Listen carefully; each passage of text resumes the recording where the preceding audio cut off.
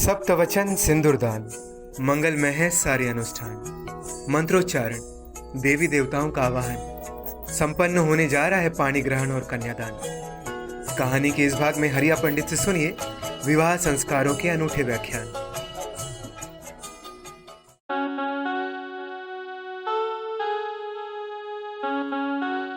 Can I hold your hand, एक खूबसूरत एहसास। कोमल अग्रवाल की कलम से निकला उपन्यास।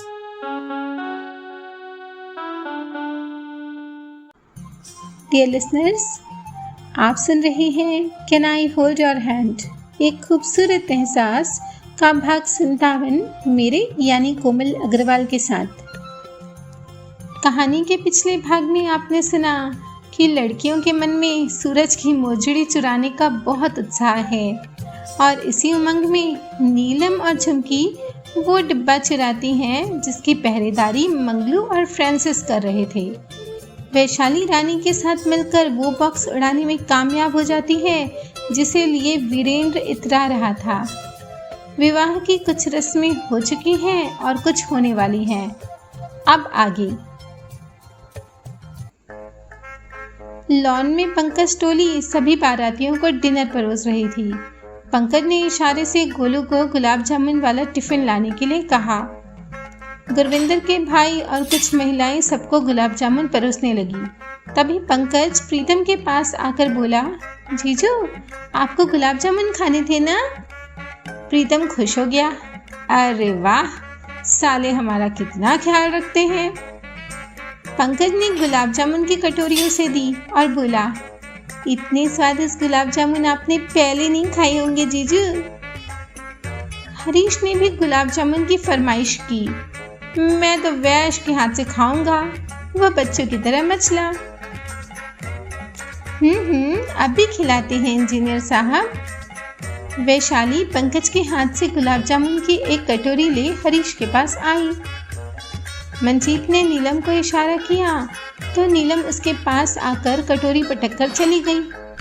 कोई गल नहीं, मंजीते ने भी एक दिन इसी कुड़ी नाल गुलाब जामुन बनवाने हैं।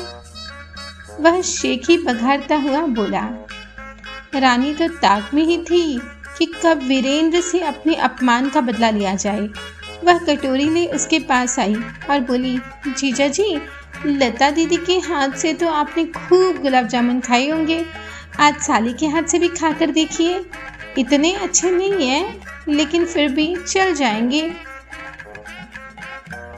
अन्य लोग पहले से ही गुलाब जामुन खाते हुए उसकी वाहवाही कर रहे थे तो प्रीतम और बाकी दोस्तों ने बड़े बड़े टुकड़े अपने मुंह में डाले। वैशाली ने एक बड़ा सा टुकड़ा हरीश को खिलाया। वीरेंद्र तो पूरा गुलाब जामुन ही गप कर गया।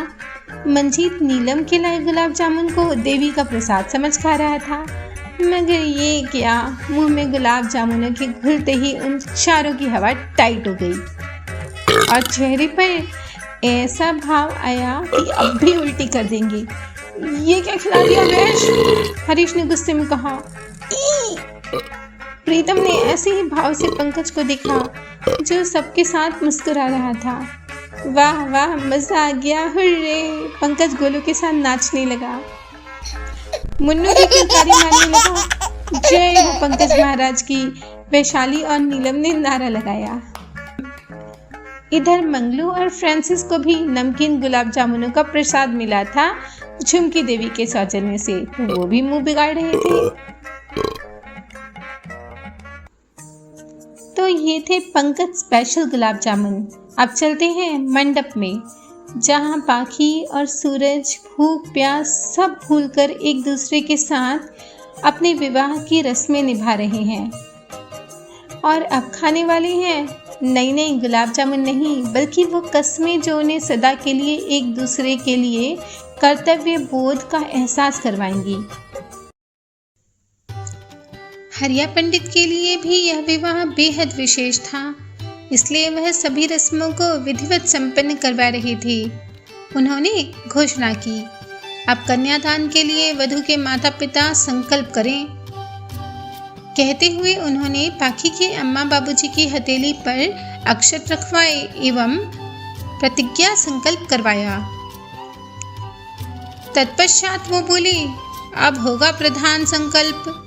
जमाई बाबू, अपना दाहिना हाथ आगे कीजिए। सूरज ने वैसा ही किया। बिटिया, अब अपनी दाहिनी हथेली जमाई बाबू की हथेली पर रखो। पंडित जी की आज्ञा अनुसार पाखी ने भी वैसा ही किया।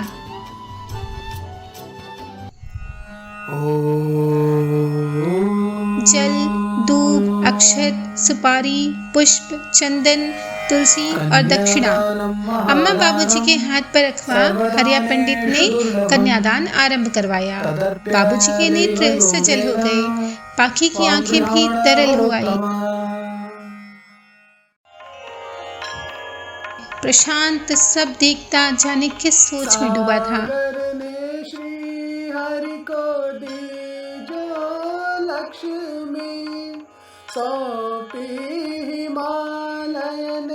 शिव को गौरी वैसी रीत जनक निभाए। हरिया पंडित ने कहा, जमाई बाबू, अब आप कन्यादान स्वीकार करें। अम्मा बाबूजी ने सूरज की अंजलि में संकल्प रखा। सूरज ने सहर्ष स्वीकार किया। कन्यादान संपन्न हुआ। हरिया पंडित ने घोषणा की, अब सभी करीबी रिश्तेदार इकट्ठा हो जाएं, क्योंकि अब होंगे 7 फेरे और 7 वचन, और उसके बाद होगी सिंदूर दान की रस्म। सभी लोग यह रस्म देखने के लिए उतावले होने लगे। डिनर खाकर लौटे लड़के लड़कियां सब पाखी के और सूरज के इर्द गिर्द जमा हो गए। पंडित जी ने कहना प्रारंभ किया, जमाई बाबू, अब हमारी बिटिया आपसे 7 वचन मांगेंगी। क्या आप तैयार हैं? सूरज ने हामी भरी।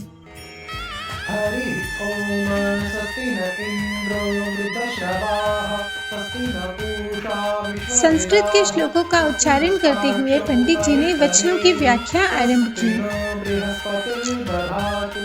प्रथम वचन, हमारी बिटिया आपसे ये मांग रही है कि यदि आप उसे अपने धार्मिक एवं सामाजिक कार्यों में सदैव साथ रखेंगे और तीर्थ यात्रा करते समय उसे भी साथ लेकर जाएंगे, तो जाकर वह आपके वामांग में आना स्वीकार करेंगी।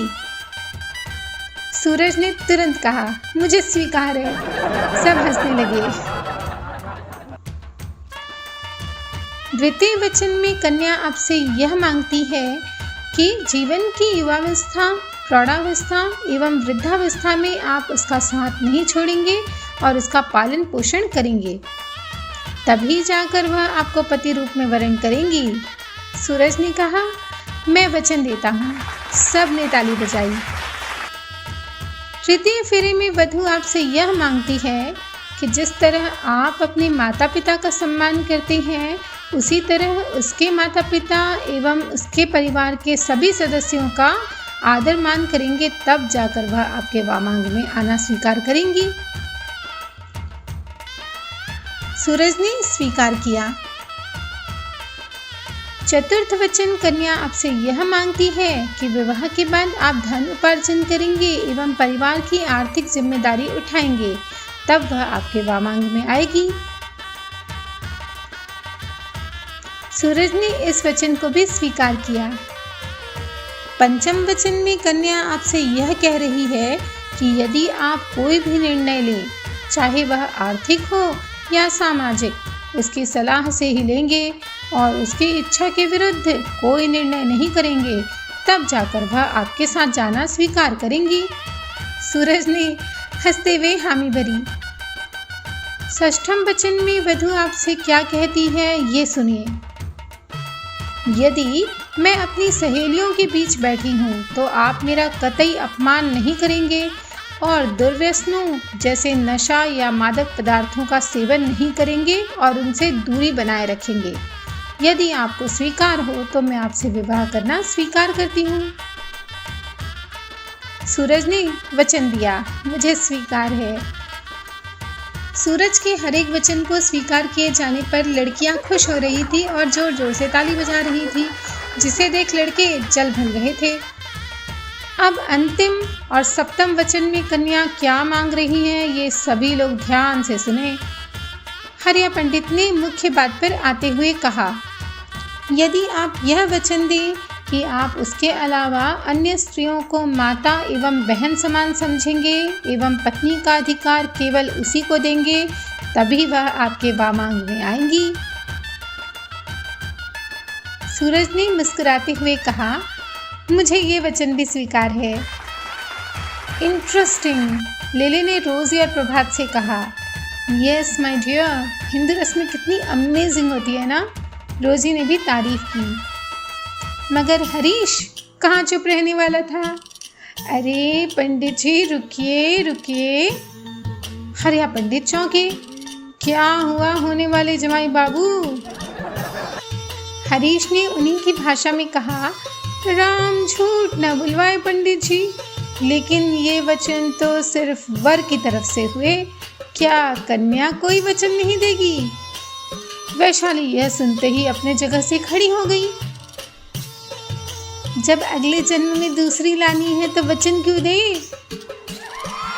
सब लड़कियां शोर मचाने लगी। प्रीतम ने गुलाब जामुनों की याद करते हुए बदला लेने की ठानी। वचन कैसे नहीं देंगी, और अगर वचन नहीं देंगी तो शादी कैंसल।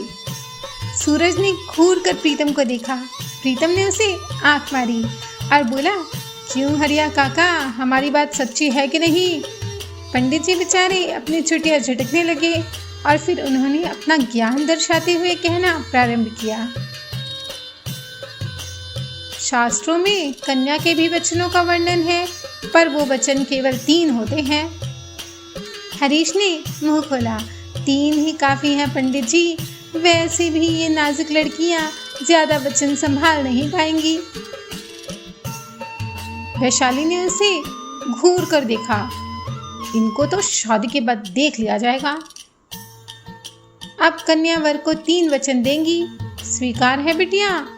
हरिया पंडित ने पूछा। सूरज ने मुस्कुराकर पाखी की तरफ देखा। पाखी ने स्वीकार किया। प्रथम वचन वर वधू से यह मांग रहे हैं कि आप उनकी इच्छा के विरुद्ध कोई कार्य नहीं करेंगी एवं उनकी आज्ञा का पालन करेंगी, साथ ही पतिव्रत धर्म का पारायण करेंगी। पाखी ने धीमे स्वर में कहा, मुझे स्वीकार है। प्रीतम तभी बीच में टपक पड़ा। कुछ सुना ही नहीं दिया भाभी जी। सूरज हंसने लगा। वैशाली ने प्रीतम को सुनाते हुए कहा, जिन्होंने सुनना था उन्होंने सुन लिया है, क्यों जीजू? सूरज मुस्कुराने लगा। प्रीतम के तो किए किराए पर पानी ही फिर गया। पट्टा तो गया काम से, उसने कहा। हरिया पंडित फिर बोले, द्वितीय वचन में पर यह मांग रहे हैं कि किसी भी सामाजिक उत्सव एवं धार्मिक अनुष्ठान में जाने से पहले आप उनकी अनुमति लेंगी या उनकी आज्ञा के बिना नहीं जाएंगी। हरीश ने कमेंट किया, खूब खूब, ये हुई ना बात। पाखी ने वचन स्वीकार किया। सभी लड़के खुश हो गए और लड़कियों को चिढ़ाने लगे। लड़कियां और चिढ़ गईं।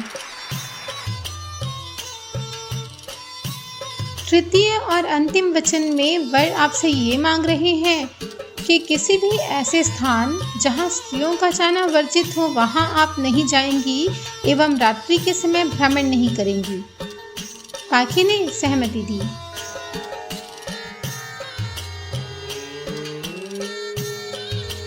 पाखी और सूरज ने अग्नि के चारों ओर 7 फेरे लिए। 7 फेरे होने के पश्चात उन दोनों के चेहरे खिल उठे थे।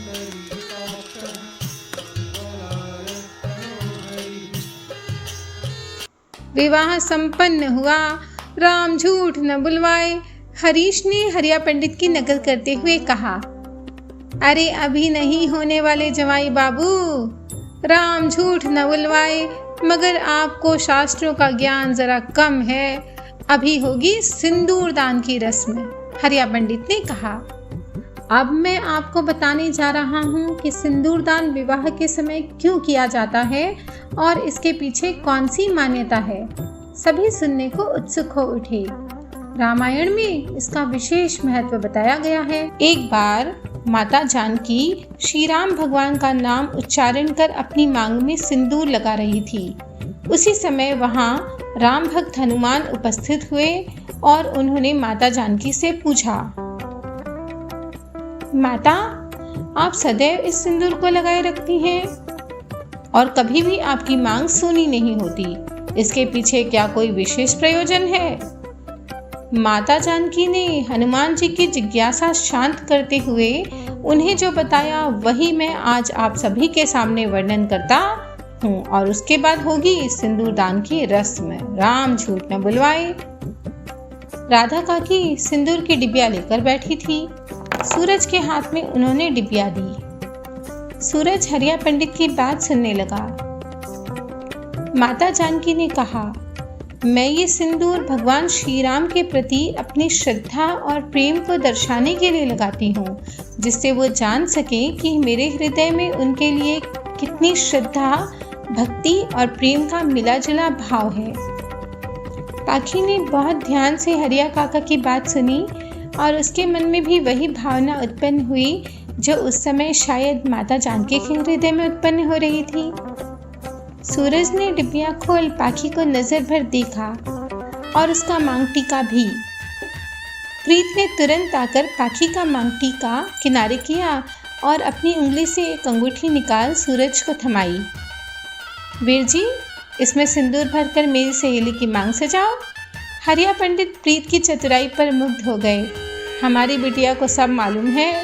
उनकी क्लीन चिट पर सूरज ने बिना एक पल की देर किए अंगूठी में सिंदूर भरकर पाखी की मांग में एक लंबी गहरी रेखा खींच दी। सर झुकाए पाखी ने अपनी पलकें मूंद ली और उस लम्हे को अपने दिल के अंदर कैद कर लिया। पल यहीं ठहर गया था दोनों के लिए। तभी सूरज ने वीरेंद्र की तरफ इशारा किया। वह प्रभात से वही बॉक्स लेकर आया जो उसने उसे दिया था, मगर उसे क्या मालूम था कि डिब्बा बदला जा चुका है। उसने डिब्बा खोला। डब्बे के अंदर एक और डब्बा था। ये तो वो डब्बा नहीं है। उसने प्रभात से पूछा। सभी लड़कियों को समझ नहीं आ रहा था कि सूरज आखिर इस वक्त डब्बा क्यों मांग रहा है। डिब्बे में क्या था वीर जी? प्रीत ने पूछा। मंगलसूत्र, वीरेंद्र ने कहा। प्रभात ने रानी की तरफ देखते हुए कहा, जो आप लोगों ने चुरा लिया। हम क्यों चुराएंगे? रानी ने विरोध किया।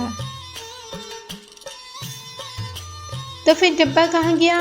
प्रीतम ने पूछा। वैशाली को समझ आ गया था कि जो डिब्बा उन्होंने मोजड़ी के धोखे में चुराया है वो मंगलसूत्र वाला है, मोजड़ी वाला नहीं। वह झट से कमरे में गई और डिब्बा निकाल लाई। सॉरी जीजू, हमने तो मोजड़ी समझ के डिब्बा चुराया था। उसने डब्बे के अंदर से मखमली डब्बा निकाल सूरज को दिया। सभी लड़के लड़कियों का मजाक उड़ाने लगे। इधर हरिया पंडित ने मंत्र पढ़ना आरंभ किया। सूरज ने पाखी के गले में मंगलसूत्र पहनाया और उसे पत्नी रूप में वरण किया। ये लम्हा उन दोनों के लिए अनमोल था।